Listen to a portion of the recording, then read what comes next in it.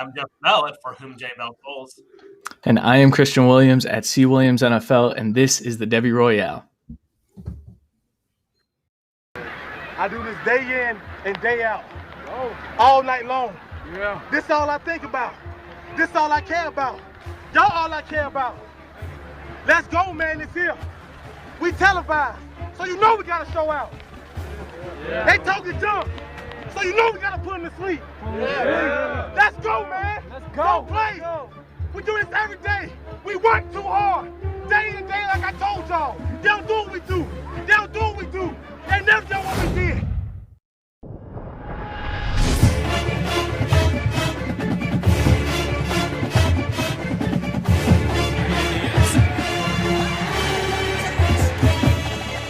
To the races, can they catch him? No, they can't. Touchdown.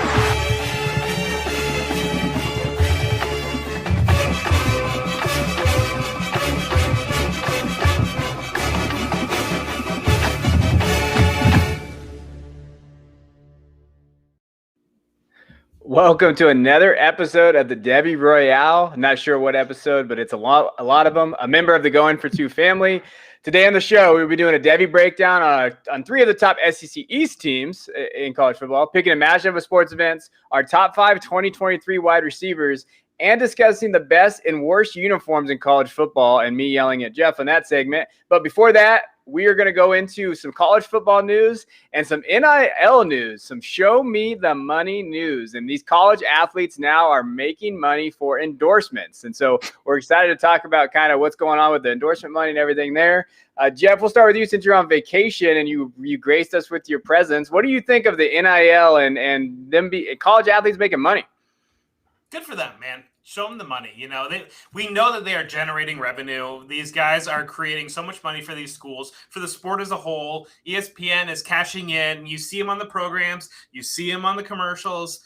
And so get these guys paid, you know, and it's great. It was interesting. It came out last week, and immediately De'Aaron King had 4 sponsorships the first day. And so he's obviously doing either he works very fast or there's some advanced planning going on. But certainly great for the athletes. And anytime that anybody is going to get compensated for their services, I'm all for it. And I'm very excited that we are entering this new phase. Hopefully, my hope is that as this comes in and changes, we'll see a little bit of willingness for some of the bigger sites to go into the Devy landscape. And maybe we'll see, I don't know if the Campus to Canton would be the game mode or what it would be, but college fantasy needs to be a thing. And hopefully it will grow and be more mainstream now that sites are more comfortable with being able to do that. Yeah. I mean, I'm sorry, Kevin, go ahead. No, I was going to say, Christian, what do you think about this making money thing, transforming college football and all this stuff? I'm very excited for the next NCAA football game because I think now that you're going to have real names with real faces, with real players, they can go into the EA, the headquarters or whatever, and get their faces scanned. That's exciting. As someone who I played that game a little bit, I was more of an NCAA basketball guy growing up, but very excited for that. And the fact that they're going to get compensated probably, I don't know how that's going to work. I'm excited to see how that works out, but this is great. We talked about how it could impact, where players choose to play. But I'm intrigued. I'm very intrigued to see where that goes, because that could mean you want to go to a smaller school to increase your exposure and give yourself an opportunity, or it could mean going to Ohio State because they have a deal with Raising Cane's or something, and you have an opportunity. I saw someone was telling me, it might have been one of you guys, that Nebraska, I think, already has a deal with a fast food chain or something like that 100 of their athletes, not just football, get to participate in that. They get to be in commercials and stuff. That's exciting, man. I'm so excited for these kids. They can make some money. They can still do what they love, and they can still be on a scholarship. So good for them. Kevin, I'm sorry for cutting you off.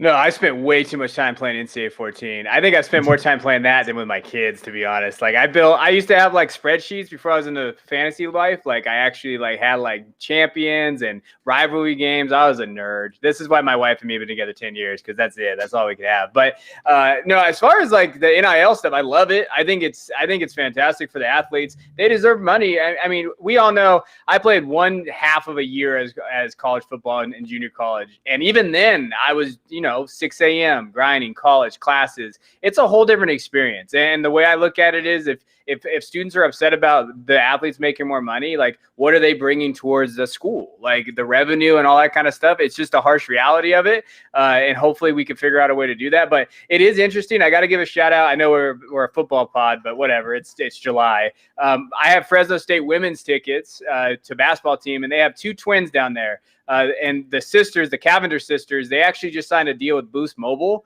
Like they're going to probably be probably in college sports. These two girls at Fresno State probably lead the most in revenue money because they have over like 1 million TikTok followers. Like they're fantastic basketball players. But I think that like that, and I believe there's an LSU track star. She has a bunch of Instagram followers. Like we're going to see this just boom, and it's going to be fantastic to see. But I also think it's going to have some real advantages for some colleges that are saying, hey, like we're going to devote our money and our time into figuring out a way to get you money and revenue. Like, hey, they might have like Alabama's already, Jeff, Alabama's already setting up like, hey, how can we do this? And how can we make sure that these athletes have opportunities? The only thing I will say, and I'm interested to see, we'll go to Jeff on this. Someone was talking about like, what happens if boosters have a business? Are boosters allowed to use their businesses for NIL money? Like, I think there's some gray areas. I mean, Ohio State's been doing it without this rule for a long time, so it's no big deal to them. But what is your opinion there? Like, what is your opinion on that? Like, should we kind of be worried about that? I think it should be the Wild West. I mean, get these guys paid. Let's go. And I'm old, and obviously I can go back and tell a story about Jeremy Bloom. I remember Jeremy Bloom playing wide receiver for Colorado, and he was an Olympic skier. And they wanted to give so many endorsements because of his Olympic skiing that he had to turn everything down in order to play football. And so I think you hit a great point, talking about the age of social media and the followers that these people have on TikTok or have on Instagram, and Olympian sports too. And the ability that these guys, the athletes, just men, women, whoever is spending their time is going to be able to get paid.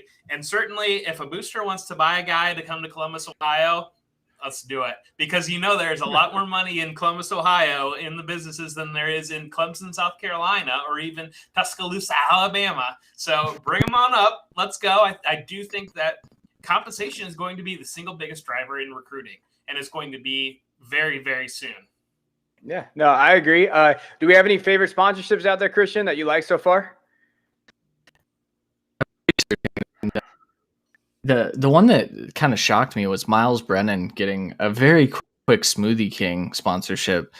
I thought that was just interesting because the dude might not even start for his team. Of course, we talked about how he probably will, but there's a chance that he doesn't. So your backup quarterback's getting a sponsorship from Smoothie King. That's pretty wild. And then the other one that I saw, Trey Knox must have had a good pitch. Him and his dog are going to be featured in like PetSmart commercials and stuff. Thought that was pretty interesting. Trey Knox is a wide receiver for Arkansas, if you guys don't know.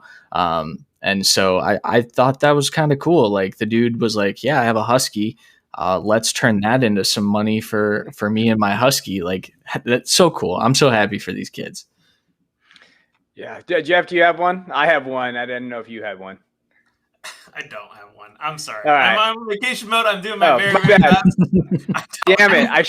I should not have relied on Jeff to do any work on his own on vacation. That's on me. Mine is Bo Nix. I loved he signed up for I think it's pronounced Milo's Tea or Milo's Tea. I'm from California. I don't know what that is. But I will say like my favorite comment for that was that someone's like, I hope this contract doesn't get intercepted. So sorry if you're an Auburn fan out there. And then two overrated assets signing together. That was my two favorite concepts. I mean, he's just going to hand it off to Tank Bigsby anyways. So yeah. So it's interesting. I think it's going to change the way that we look at college sports, and I think that's good. It's time to adapt. Like old school Jeff ways is just not anymore, and we need to move on from there and go from there. Now, what we are going to be covering on the first part of the show is last week we covered the SEC teams. the West teams. Now we're going to go to the East. We're going to look at 3 today. We're going to start with Kentucky. I'm assuming Jeff did something with Kentucky while he's been lounging around out there. So, Jeff, why don't you break down Kentucky, their schedule, relevant players, sleepers, and what we like for them this season? Yeah, so their schedule, the big part of their schedule, they have a 3-game stretch between Florida, LSU, and Georgia. And so that's really going to go a long way towards determining their success. But let's be real here. It's Kentucky football, and they've got 2 big games that they're really going to care about, the Louisville rivalry game and then the Tennessee game. And so Kentucky being the type of program that – they're very thrilled with Mark Stoops as their coach, and the bar is kind of, you get to 8-9 wins. You've had a fantastic season. We talked about LSU last week. I think that they certainly have a chance to beat LSU. I don't know how that game will exactly go, but the Florida and Georgia game, we're going to get to those teams later, and I think that that's going to be a very tall task, and that might end up being kind of a body count situation where we see these teams play these big games. Usually when you play in Alabama the next week, it's kind of called a body count game, and if you have a good opponent the next week, sometimes you're not going to win that game. Devy relevant players, there's 2 really good running backs on this team. Chris Rodriguez, he's 224 pounds. He's strong. He's a strong back. He's a lot of fun to watch. He's very, very physical. He's got some moves too. And so I think that it'll be interesting. I don't know that he's got the top end speed, and so that might be a concern, but he does have that NFL frame carrying 225 pounds that you like to see in a bigger running back. And he can make a guy miss too. And then Kaviasi Smoke, he's very, very fast. And so they've got a great thunder lightning combination. And I tweeted out earlier, it reminds me a lot of Javonte Williams and Michael Carter that I think people are more familiar with. You play dynasty football, you get in more in the fantasy football landscape. And so they got a little bit of a low-key homeless man's version of that going on in Kentucky. Quarterback is an open case. It's going to be Joey Gatewood, the guy from transfer from Auburn. Is it going to be Will Levis, the transfer from Penn State? Or is it going to be Bo Allen? And I'm pretty certain it's going to be Will Levis. We saw him at Penn State kind of start to take over in the he's stuck behind Clifford, but when you got flashes, he's very physical and does a lot that you like to see, a big quarterback. Mm-hmm. And so I think that they're going to run a lot of maybe some triple option type things or RPO stuff with him and these running backs. And then the other big transfer is Wan'Dale Robinson coming over from Nebraska. They're trying to work really hard to move him into a slot role. And I do think that is a guy that has potentially NFL talent. My concern from a Devy landscape is if he's a strict slot wide receiver, what's the upside on having him? He might be the type of thing where he can play, but you don't see more of a gadget role. Maybe, Amari Rodgers might be kind of a good combo that you're seeing in this rookie class. Is a guy that can line up out of the backfield, line up in the slot, do some different things all over the field, but they're trying to focus very hard on making Wan'Dale Robinson a slot receiver. Sleepers, again, just go back to the quarterbacks. Will Levis, I don't know if he's going to be an NFL talent, but he's got a lot of the tools that you want to see. And so who knows there? And then the outlook, again, I think it's likely to be a 500 type team, but I do think that they're capable of getting back to the level that we saw a couple of years ago when they won. I think that they can be an 8 or 9 win program. I do wonder what the future is for Mark Stoops, because he was a very hot name 2 years ago. Last year really fell off. I think he's well respected, but I would expect that he could be going to a bigger job, but it doesn't seem too interested to me because Kentucky's paying him and the expectations are kind of low. And so what happens with him? But I'd love to hear your guys' thoughts on the program. No, I just want to say shout out to Will Levis because he got a Barstool sponsorship too. So we're just going to keep this NIL thing going on. I think he's one of the first athletes for Barstools, which, hey, that is a here or there. I like Joey Gatewood. He was the number 1 athlete in 2018 coming out of high school. Like, he was very highly recruited. He was supposed to be the guy that took over at Auburn, but he didn't. So I like that. I guess I'll let Christian talk about it, but I did want to ask Christian this question because I trust his scouting ability. Would you rather have Wan'Dale Robinson or Ainias Smith from Texas A&M? Like, who do you think is the better Devy asset? I would say Ainias Smith. That's tough. The thing is I'm kind of low on both guys, and not because of their ability, but because of what can they do at the next level. Smith is like a hybrid running back wide receiver. Is his upside really like a Tariq Cohen? Maybe. Wan'Dale has a little bit more ability as a receiver, and so with the NFL the way it is now, I think that some team can find a way to use Smith, so that's why I like him a little bit more. I don't love Wandale. The guy that you mentioned that I really do like is Chris Rodriguez. I saw a crazy stat about him today. Don't remember what it is and can't find it on Twitter right now. But he was one of the best backs in the nation last year. I mean, just bar for bar, one of the best backs in the nation. And so this is a guy that I haven't really dived deep into, but I am very excited to kind of pull up a couple games of his and see what he's all about, because I've seen a lot of good buzz around him, and now I'm excited for him. So I know the stat you're talking about. So Alfred from Campus of Canton, that's who put it out, Okay. I think. And it was anyone care to guess who led the Power 5 in yards per carry, minimum 100 carries? So he led the Power 5 in yards per carry for 100 carries. Okay. Now, granted, which is 6.9 or 6.6 or something like that. Yeah. Granted, Kentucky had a pretty good offensive line. They had who's their center that just got drafted? I can't. You're talking to the two Rod guys for that. I know. You need Randy on the show for that one. I know. He's in our draft guide. Randy probably wouldn't remember either. Randy, if you're listening, put it in the comments. But yeah, they had a pretty good offensive line, but Rodriguez is still good, so I'm excited for him.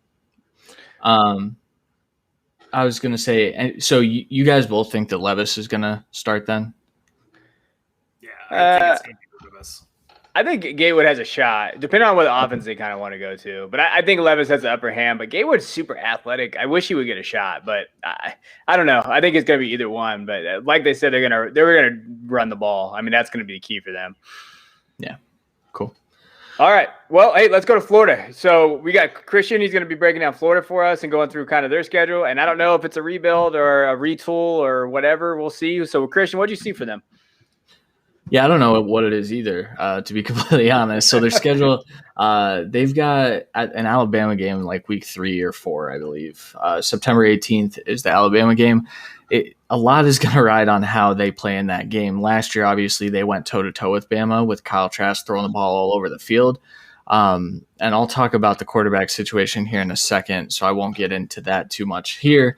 But then they have a 2-week stretch where they play – or a 3-week stretch, LSU and Georgia. And so, with a Florida team that lost their 2 best weapons by a lot, and they're replacing them with a bunch of question marks, I'm really, really concerned about those 3 games specifically. The rest of their schedule, cake. They should walk through. I mean, their second toughest, or their 4th toughest game, I guess, would be South Carolina, in my opinion, but they shouldn't have a problem beating them. But those 3 games definitely going to be difficult. In terms of Devy relevant players, I have here the first thing, Emory Jones with 2 question marks. I don't know what Emory Jones is. I know I've seen the hype videos from a lot of people saying that Emory Jones is the next big thing. My argument, though, is if Emory Jones was that good, you're telling me he couldn't throw the ball to Kyle Pitts and Kadarius Toney last year over Kyle Trask. Kyle Trask, again, day 2 draft capital in the NFL draft. So I'm not trashing Trask because I think he does a lot of good things. However, if Emory Jones really was this great player, why was he sitting behind a guy like Kyle Trask? I don't know. So I don't know if Emory Jones is really as big a Devy asset as or a Devy sleeper, I guess, as people have made him out to be. Outside of that, not a ton to like. I mean, like I said, they lost their 2 best weapons. DeMarcus Bowman is a guy that I really like. I believe he was a Clemson transfer last year. He's going to be stepping in to what I would assume is like a kind of backup role. They've got a few running backs ahead of him on the depth chart, but I think his talent is going to supersede that. I think he's going to get on the field. I wrote down here, he's pretty much an ETN clone. I could see why he wanted to go to Clemson in the first place, but then, Shipley and Maffa got there, I think, and they're recruiting running backs at a crazy rate. So he was just like, yeah, deuces, I'm out of here. But he's the other guy that I like in terms of his NFL potential. Outside of that, I don't love it. You've got Jacob Copeland, you've got Xavier Henderson, you've got Justin Shorter. Those are 3 wide receivers that, I said have question marks. They are like the biggest question marks to me. You see Jacob Copeland at the bottom of some top 100 Devy rankings. I don't know that I would have him as the first wide receiver on this list. I don't know. He's had opportunities and he hasn't been able to cash in. Justin Shorter is a guy I'm intrigued by. I know we haven't seen anything at all from him, but man, the tools are there. Like, the dude's a monster and he's pretty fast as well. So, if he can get open, I think he could be, you step into the Kyle Pitts role. Outside of that, though, some people are on Xavier Henderson. I need one of these guys to step up. I just don't know which one it's going to be. And then lastly, their 2021 outlook, I'm concerned. I think losing Kyle Trask, Kyle Pitts, and Kadarius Toney is going to take a toll on this team. I think they probably lose all three of those games that I mentioned. But like I said, the rest of their schedule is pretty cake. So if they lose those three, they're still in a bowl game. Maybe not as high as they would prefer, but I don't think this is going to be a Florida team. Now, Dan Mullen might change my mind. Maybe Emory Jones really is the truth, right? I'm not going to bet on that at this point. What do you guys think of the Florida program right now? Go ahead, Jeff. So Emory Jones, I look at it kind of like we've talked about Notre Dame and about the Jack Cohn and Tyler Buckner situation. And so I wonder if it's that type of thing. And there's other things across college football where the coaches just defer to the guy that they know versus the upside of the other guy. And we've seen it. And we've talked about it already, looking forward to next year and looking at who's going to take some of these jobs. At heart, I think a lot of coaches, when it comes to the quarterback position, they tend to be very conservative and they tend to go with the veteran guy versus swinging for the upside with the younger guy. And so I'll go ahead and maybe lean on that. And maybe that's why we haven't seen Emory Jones. I don't know. Maybe he's just not that good. The wide receivers, I believe I have Jacob Copeland on my C2C league, and I have Justin Shorter on my FC Eliminator league. So given my history, I think that Xavier Henderson is going to be the guy that you want to be interested there in that situation. But yes, Bowman, I think that he certainly has a talent, and he's been around. And so, yeah, absolutely. I think that you've hit on all the best points. The SEC scheduling, they do a good job of making sure that their teams are going to win the games out of conference, and Florida State is down. So that's Florida's only real challenge outside of the SEC gauntlet that they usually run. And so it really, really will come down to that Alabama game and then the Georgia game. But I'm sure Kevin will tell me, maybe Kevin might give me a little bit of hope on Jacob Copeland or Justin Shorter, but I'd love to hear what he has to say. Yeah, we won't talk about how the website that should not be named said Emory Jones is going to be the 6th pick in the draft in 2022 recently. And we won't talk about that. I don't see that happening, but, we'll see there. But I will say that I love Xavier Henderson. Like, I've kind of been on him since last season. Like, I really have. And it's on record. I'm not just messing with Jeff. Like, he's someone that I've actually, he's going as wide receiver 77 in Campus to Canton leagues right now, but he's 6'3", 180. He's pretty explosive. He's a kid when you watch on tape in high school, he pops off. Now, he hasn't had the reps in college, but I really think Henderson is going to kind of outshine those guys. I do like Copeland. Copeland's a dog. Like, that guy is he's strong, physical dude. I just, we saw it last year, he's kind of inconsistent. I don't know what I'd think of Shorter. Like, he's such a wild card to me when I watch him and where he's kind of had come from. I'm going to stay away until I see him produce. But I like Henderson, and Copeland I like because of the way he plays. I like those type of receivers. But I think Henderson could be that guy. But again, like Christian talked about, I'm a little worried about this whole team overall because they got to get a quarterback. And we know that quarterback drives that. Is Emory Jones going to be that guy? I don't know. I also think DeMarcus Bowman's getting a little drafted a little high for me. Like, he's getting there. Like, his ADP is pretty high, right? Yeah, I believe it's in the 20s right now. Yeah. Running back 20s, not overall 20s. That'd be absurd. Yeah. And one thing I wanted to note with him really quickly, he's a guy that he's an athlete playing running back. We talk about that a lot with these college running backs. Dude just gets the ball and he wants to go because he knows he's fast, which is fun. But also he needs to learn a little bit of nuance and patience and vision and all of the things that make good running backs. But, man, if you get that kid in space, I think he could have a big year. I think so. Yeah. Well, we could be talking about him being that next, Javonte Williams, guys that break out, and we're like, oh, where did this guy come from? Especially in this class, which we've talked about this class enough. Like, we don't know who that running back is going to be. But, no, I think that's fair. I think that's fair for Florida. Now, let's go to Georgia. Let's take a look at what Georgia's got. I kind of go over this. I went over this on my YouTube channel recently, so I've kind of dived into them a little bit. As far as their schedule goes, they have an easy schedule. Like, really the only game that I'm like, hey, Clemson, first game of the year in Charlotte. That's going to be the game that really tells a tale for both of these programs, Clemson and Georgia. Who are they going to be based on that game? And I think their season is going to go based on that. And then after they play Clemson, there's only really 2 games that I circled. It's Auburn, Florida, and maybe Georgia Tech. But we just talked about Florida, and then Auburn's kind of in a rebuild as well. Georgia Tech, are they ready to kind of ascend to beat Georgia? I don't think they have the talent yet. So, like, realistically, they beat Clemson, they're going to probably go undefeated. They miss all the big schools. They're not playing Alabama. Like, they're going to probably go undefeated in that, and probably play for an SEC title game.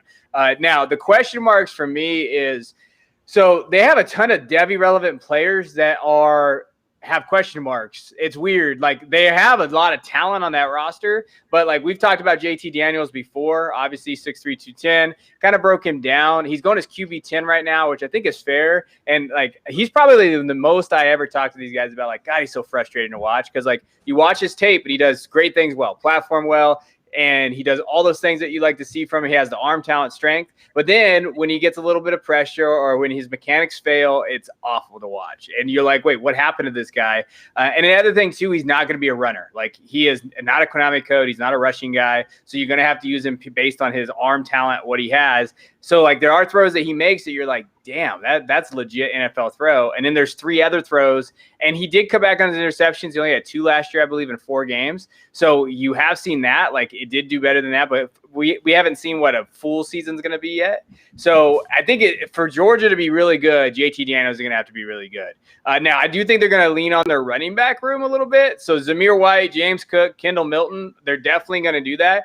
I don't know how these guys feel. We'll talk about it afterwards. I like Zamir White. Like, I actually like when I watch him, he's a very downhill runner. He's going to score touchdowns. I think last season you saw him kind of ease his way into it the first few games, and he became more comfortable with his knee after coming back from those 2 knee surgeries he's had since high school. He had 779 yards and 11 touchdowns last year, and I thought he was very good. I think he's going to be a very serviceable back. I think I called him a second-round Devy, like a rookie draft asset right now. So in a super flex league, like that's how I feel about him. Kendall Milton's my kid from Clovis. Shout out to California. 6'1", 220, massive body frame. I think he's going to be a really good. He's going as running back, I believe, 10 right now, which I think is a little high for me, but it's in the middle. Jace McClellan or him. Wide receivers is completely open. I don't know what to do with these wide receivers crew. Jermaine Burton's going as wide receiver 9. I know there's some people that really like Jermaine Burton. I like him, but I don't know if I like him at wide receiver 9. There's a kind of a mix of guys in there. We're going to be talking about the wide receivers today. He's not even on our list. So he's going around there. After that, Eric Gilbert, transfer. He came. Eric Gilbert's transferred everywhere. He went from the Dollar Tree to Florida, LSU, all these places. Eric it'd be interesting to see where they use him in space, how they're going to use him in the slot. I'm assuming he's probably going to play a lot of slot in space, kind of. They're going to line him up there. As far as the other wide receivers go, the one guy I do like is Adonai Mitchell. He's going as wide receiver 92 in drafts right now. I think he's a pretty good value. They have Blaylock there. They have Marcus Rosemary. They have a lot of different guys. So who's going to kind of emerge from that? I don't know. I like all of these guys. We know that George Pickens is hurt, and there is rumors that he could come back, but I don't think he will unless they're undefeated, or I don't think he'll give up his thing. We'll see how that goes. As far as tight end goes, I'm out on Darnell Washington. He's too damn big, and he doesn't have the fluid and the motion. I think he can score touchdowns, but I'm kind of out on them. The one kid that I actually think is a sleeper and a guy that I really like is Brock Bowers. They brought him in from Napa, California. He's a 6'4", 240 tight end. He's going to be a true freshman this year, but the kid can play. Like, I think he's the best tight end on that team, like over Darnell. Like, I think he's going to play tight end a little bit, and they're going to get him and use him because I think he's an athletic guy. So if you're targeting a tight end for Georgia, go after him. Brock Vandegrift as well, freshman quarterback. I think he's going to be a hell of a C2C asset for where you can get him. As far as their outlook goes, like I said, if they beat Clemson, I think they go undefeated until the SEC title game because of just the talent they have, that defense coming back. But Kirby Smart could always screw it up because Kirby Kirby likes to screw those big games up. But I want to go to Christian. What is your thing about Zamir? What do you think about him? Man, I thought I liked him more than I did when I graded him. When I watch him, I think, man, this looks like some other Georgia running backs that I've seen in the past that are successful in the NFL, right? He's explosive. Like you said, he started off really slow. And then as the season wore on, like he was cutting that no angle was safe, man. He was killing them all. Mm-hmm. He's very bursty. But do they dial back his workload a little bit with Milton this year? Maybe. I think James Cook gets on the field a little more than people want him to. And so I think we need to see those explosive plays constantly when he's on the field, because I do think it's going to be a bit of a committee. I do think they'll lean on the running back room, like you said, though, because I think JT Daniels, if anyone's going to screw this up, it's JT Daniels. You mentioned Vandegrift. I think Vandegrift is an exciting player. He's got a lot of development to do, so I wouldn't say like he's coming for JT's job at all, because that's not what Georgia does. We know that with a lot of different quarterbacks in the past. You name a quarterback that you like, he probably played at Georgia and then transferred somewhere. But I think Vandegrift, if he gets in a couple games, I'm very excited to see that and see if they do something different with the offense, because they have to, right? Dude has freaking crazy arm talent. JT Daniels has pocket passing arm talent. It's whatever. Jeff, what do you think? I'm on record. I'm not a JT Daniels fan. I think we've talked about it in the past. If his back foot hits and it's there, he lets it go and he does look good. But the moment that it doesn't happen, he's out of rhythm and bad things happen. And they are going to lean on the running backs. I'm going to drive the Kendall Milton hype train. I think he's the size that you want to see. Zamir White certainly has looked better now that he's recovered from the 2 ACL injuries, but he's getting going. And my hope of hopes is that Eric Gilbert remains a tight end and stays tight end eligible, because I took him much too early. And so if I lose the tight end eligibility in my C2C, I am in big trouble with him, but I do think that he can certainly emerge. I mean, it's going to be Burton, and I'm questionable whether Burton can win outside or if he's just a slot at the next level. And maybe I'm off base there, but that's kind of my concern with him.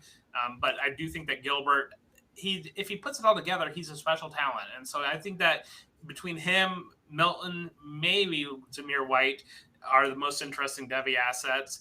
But again, it's going to be the open question between quarterback, and they're certainly going to ride JT. They're not going to pull him, but Vandegrift does seem to have that next level beyond him. But any closing thoughts? Or are we ready to move on? No, we can move on. What I will say is JT Daniels is getting drafted before Matt Corral from Ole Miss, and that is bullshit. You better smash Matt Corral. I would take Matt Corral's upside over JT Daniels, because you know who JT Daniels is. Like, this is it. Like, he's going to be a pocket passing quarterback, and he can do that. But Matt Corral's upside is too much. So I'm okay taking Corral over Daniels there. I would actually venture hot takey go Grayson McCall over Daniels, but I don't want to go too hot takey. Go ahead, Christian. I just wanted to chime in and say, of the things that I've said about Matt Corral, I actually watched 3 more games because I heard you guys talking about him, and I trust you guys, of course. And I mean, he's better than I thought he was. I still would take McCall. I'm glad you mentioned him. I would take McCall over Corral. I think they're very, very similar players. I think Corral has the bigger arm. But to your point, Corral should absolutely be over JT Daniels. That's how I will rank it. No matter what happens this year, I'm locking myself into this take. I am willingly going into take lock because Corral's just he's more fun to watch too. So I like it. Christian, you've said a couple bursty. I like that. I'm gonna start using that shit everywhere. Bursty and take lock. I'm still in your stuff. All right, sounds good. Let's go to the 2023 top 5 wide receivers. Some guys that we really like and who are in this class for who can kind of ascend and go there. Jeff, why don't you talk about our first guy here while I get the film up? Yeah, Kayshon Boutte. We talked about him last week when we talked about LSU, and he is my Devy wide receiver 4. He's a special talent, and so certainly. What's more to say? We did talk about he's going to be the main target with LSU. We see him on the video screen here. He's able to do things after the catch. He's able to do physical. He's able to win inside and outside, just everything that you want to see. And so hopefully he continues to put it all together. builds up the flashes that he showed last year and does take that step forward as the wide receiver 1. But take it home, guys. No, I want to see what Christian thinks I'm crazy here. I think he's the wide receiver 2 in college football. Like, I think I would draft him and say, hey, he might be the wide receiver 2 overall, like in college football. Like, that's how much I like him. I think that he does have the things that we talked about, and he made those LSU quarterbacks look good last year, which was very, very hard for them to do. But he's strong, he's physical, he gets off the line quick. Like, there's a lot of things I like about him, but his ability to get yards after the catch and those things is just really good. So, Christian, what do you think of him? Yeah. Yep. All that. No, he is everything you would look for in an alpha profile. Every LSU wide receiver that comes through seemingly has this profile, right? Around 6 foot to 6'2", a decent weight, but then just athletic as all hell. Like, this dude is going to test crazy when he hits the combine. If he does test, he might be one of those players that doesn't have to, though. Because he's already locked into the wide receiver 1 in his class. I think that barring something crazy happening, I can hear your argument that he's the second best wide receiver in college football. I'm not there yet, but I can hear it for sure. The kid is good. Yeah, no, and his ADP right now, he's going as wide receiver 3, so it's sneaking up there. Like, it's getting close to where he's at. That's overall too for everybody. So I think it's close there, and it'll be interesting to see. I love his body. I love his he kind of reminds me of, like, Jamar Chase and these guys. Like, it's funny, I hate saying it, but he does. Like, he has that profile. Now our next guy that we put on the list. Remember, Jeff made this list, not me, but that's Marvin Mims. 5'11", 177 kid from Oklahoma. Look at that. He's not 6'11". 37 receptions, 610 yards, 9 touchdowns. His ADP is 26.11. He's going as wide receiver 8. Christian, what do you like about Marvin? Here's the thing with Marvin. So I should note that he would be 5th on my list here. So of these 5, he is my wide receiver 5 in this class. Dude's a really nice playmaker. I question his size, though, man. Like, I get worried that profile isn't going to work at the next level. He's not the smallest guy in the world, but, like, even the 5'11", I don't think he's there. I think they're lying. I think he's probably 5'10", and I don't know that he's that heavy either. He makes some spectacular plays, though. Like, if you're watching the live stream, he does this constantly. My biggest question mark is he going to continue to dominate with all the talent that's in that room? There's talk that Hazelwood is going to step up and be an alpha level receiver.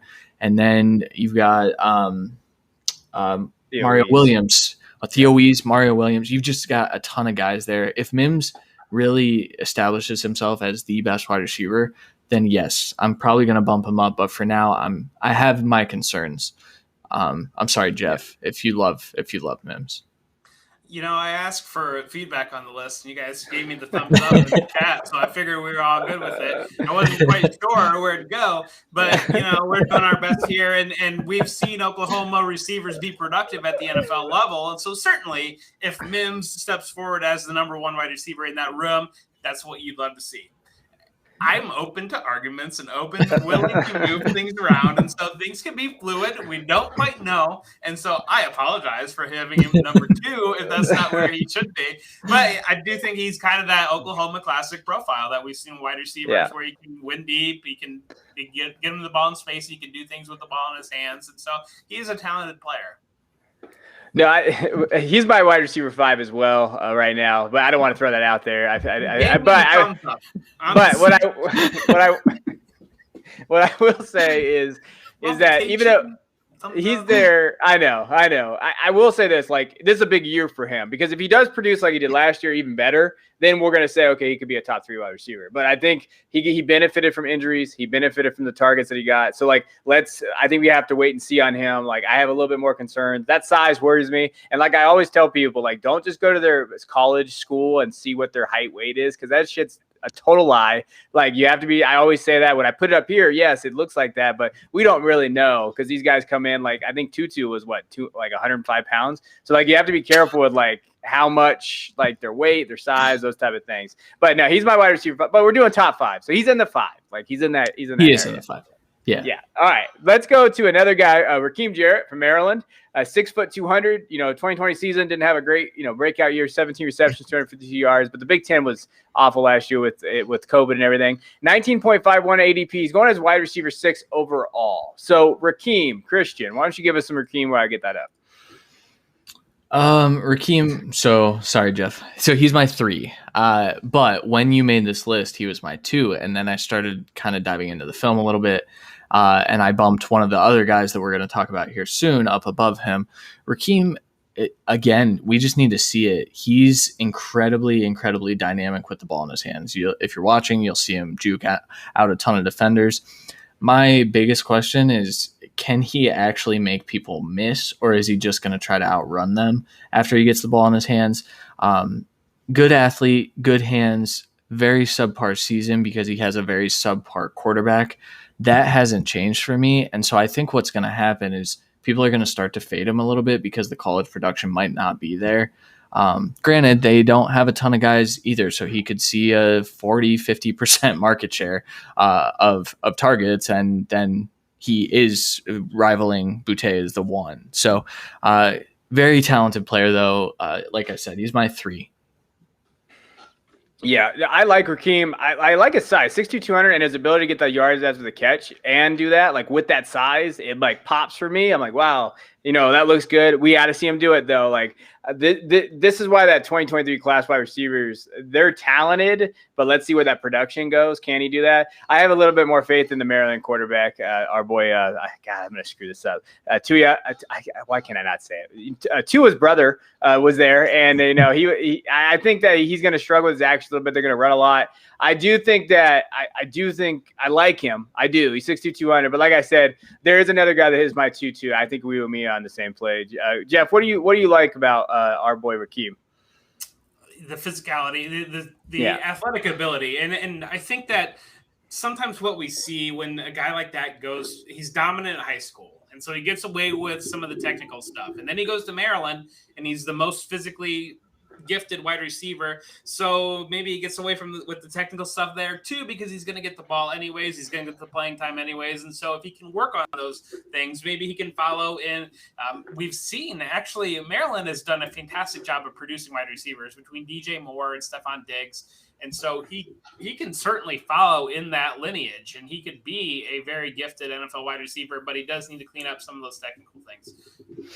I agree. I do want to say too, he's my 6th overall wide receiver. Like I really like this kid's talent. It's just I want to see him go out and have 1,200 yards this year. I don't know if I will, but I want to. I think it'd be fun to watch. So. Yeah. All right. Let's go to our next guy. This is someone I love, even though he wears the nastiest colors in the world. Jackson Smith-Njigba, 6 foot 196, 10 receptions, 49 yards, touchdown. He's going as wide receiver 10 right now. I can kind of go on this just to start. I like his athleticism. He doesn't have like the like a lot of these guys production wise. That loaded wide receiver room. He does a really good job of finding open space, getting open. I think his intangibles are really good, and he's athletic as hell. And you'll see it here in the spring game. This is where he looked really good in the spring game. I thought that he did a really good job. You'll see this is the one catch he really had last year that really popped in the back corner of the end zone, showed his athleticism to catch this in the back. I like Jackson Smith. I actually am on record of saying I think he could be their wide receiver next year, wide receiver 2 over Olave, but I know Olave truthers out there hate me for it. I like him. I like his talent. I think he can go on the inside and the outside. I believe that he has a great release. I just think I love his profile. I fall in love with he's 6'1", 188. He looks big. He's strong. He can also release. He can play everywhere on the field. And he's in an offense where I think that he's with Brian Hartline, one of the best wide receiver coaches in the country. So he's going to learn the right way. So I'm all in on the Jackson train. Christian, what do you think? Yeah, I like him a bit. The thing, I don't think that he's going to be the 2. I really don't. I think he'll be a good 3. And I think if one of Garrett Wilson or Chris Olave goes down with injury, then you're going to see what Smith-Njigba can be. In terms of his release, this is a guy that he does everything right and he makes everything look really, really smooth. That I think when I watch him, I'm like, is he even trying out there? Yes, he absolutely is, because he's just so fluid. He's so good.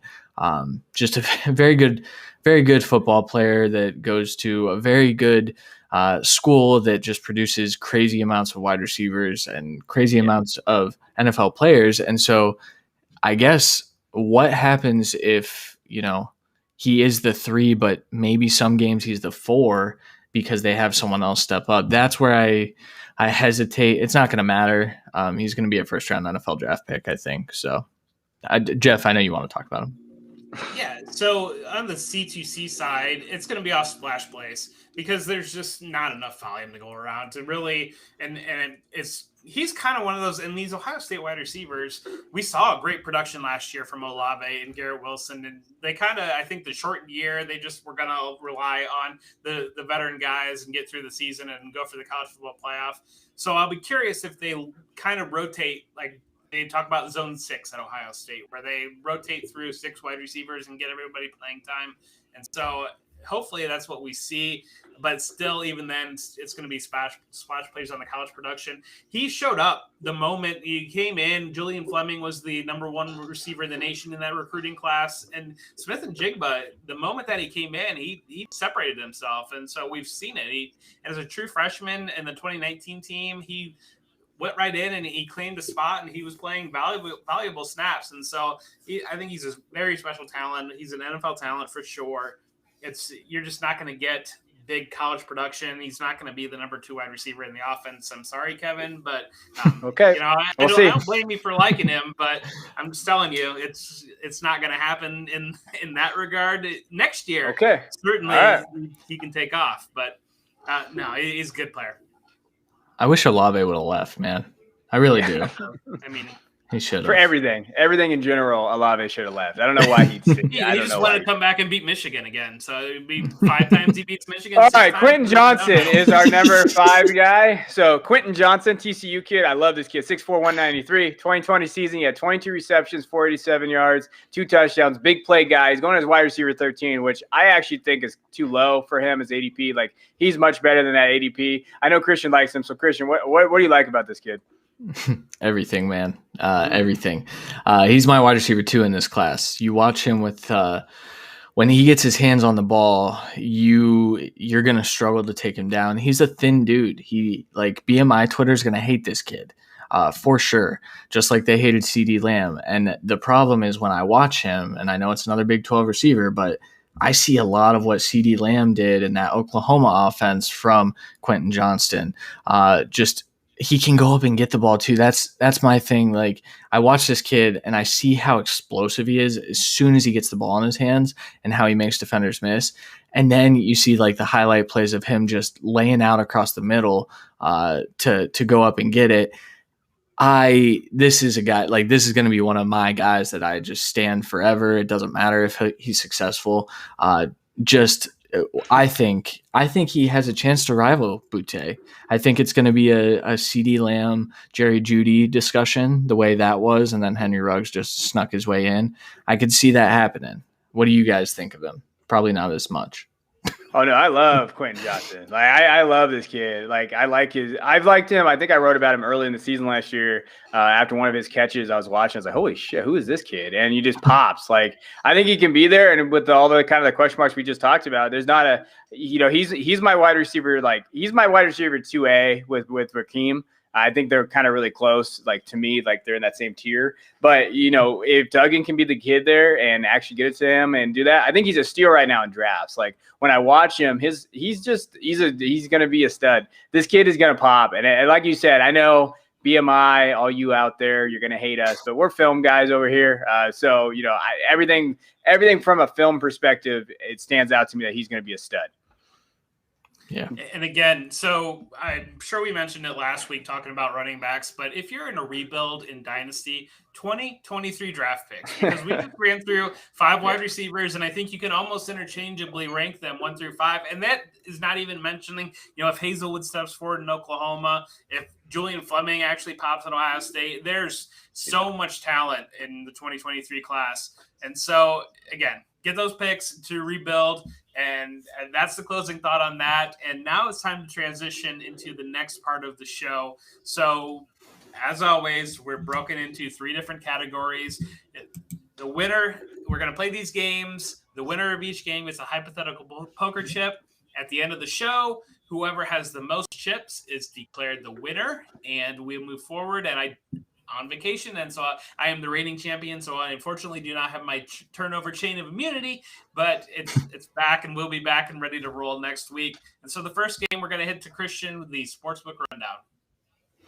Yes. So we actually have a short sportsbook rundown this week because we did, 4 or 5 or 6 or 7 2 weeks ago, and then we cut it down a little bit, and we're going to cut it down a little more and just nail down 2 games here. We have got the Euro final, right? England. Oh no, that's a semifinal matchup. So there was one today, the semifinals.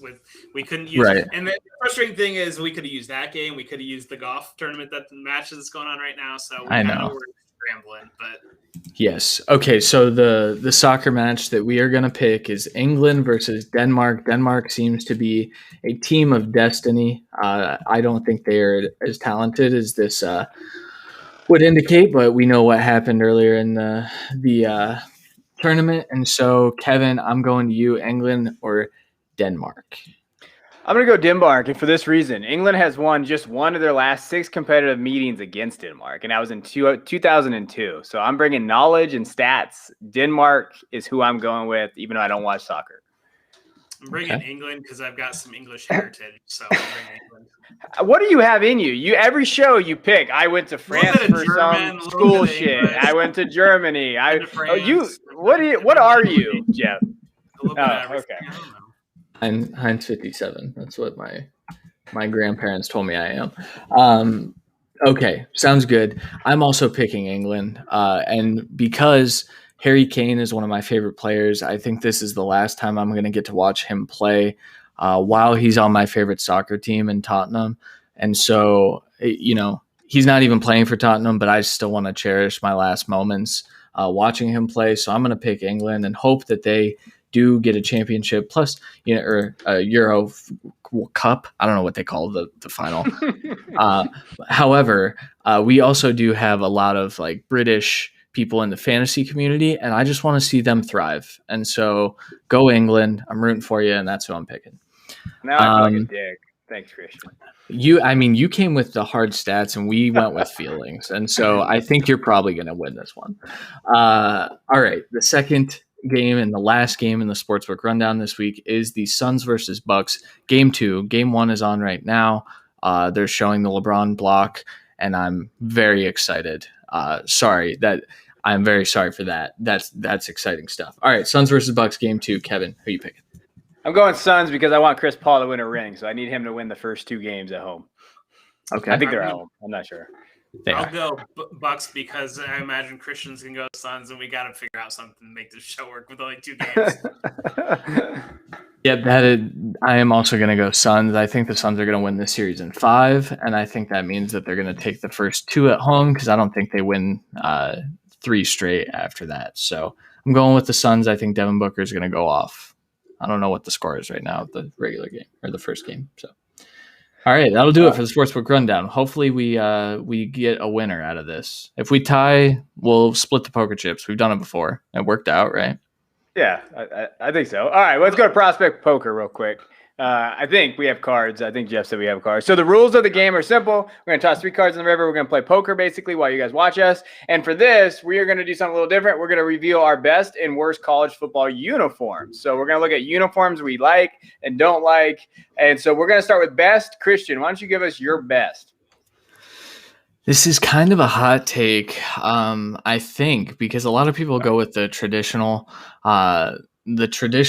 uniforms, but I like Oregon. I love how they are able to have a new uniform every week. Their traditional green and white Ducks uniforms that they wear in their like bowl games and their championship games, those are exciting as well. But when they come out in their freaking highlighter yellow or they're like black with like green tints and highlights, I love it. I get so excited. So that's who I'm going with. I love the Oregon uniforms. So I think right now we've got a 7 of clubs, a 3 of diamonds, and a 10 of diamonds, and Christian's going to flip up a 6 of hearts. So my turn, my best uniform, I think you've got a great point with Oregon, but the team that I went with is the burnt orange and white of Texas. And I think when that Texas goes with the all-white uniforms, they're just crisp and clean. And I think even the burnt orange jerseys, I think they work as a unique color to Texas, and that when you're seeing a Texas game, when you see those uniforms. And I've got a 6 of spades, so we really don't have much going on in Kevin's turn.